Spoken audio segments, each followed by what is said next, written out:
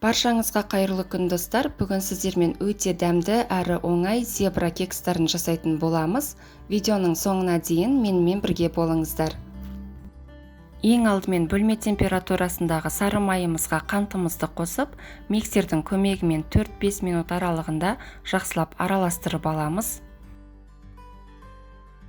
Енді 2 жұмыртқамызды қосып, оны да жақсылап миксермен араластырамыз.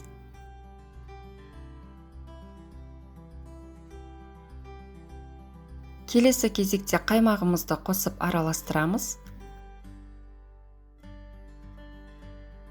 Соңында ұнымыз бен қопсытқышымызды електен өткізіп қосамыз. Және миксердің төменгі жылдамдығымен біркелкі етіп араластырамыз. Дайын болған массамызды теңдей 2 ыдысқа бөліп аламыз.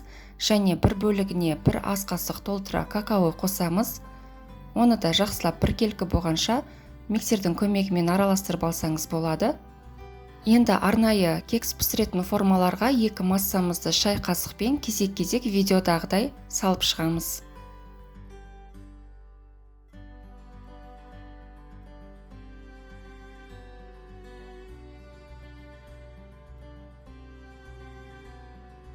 Кекстарымызды 180 градус қызып тұрған пеште 25 минут пісіреміз.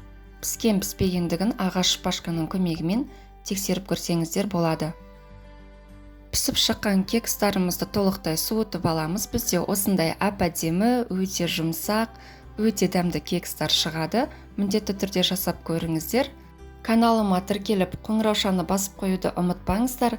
Алда әлі дәмді рецептермен бөлісетін боламын. Менімен бірге болыңыздар. Астарыңыз дәмді болсын.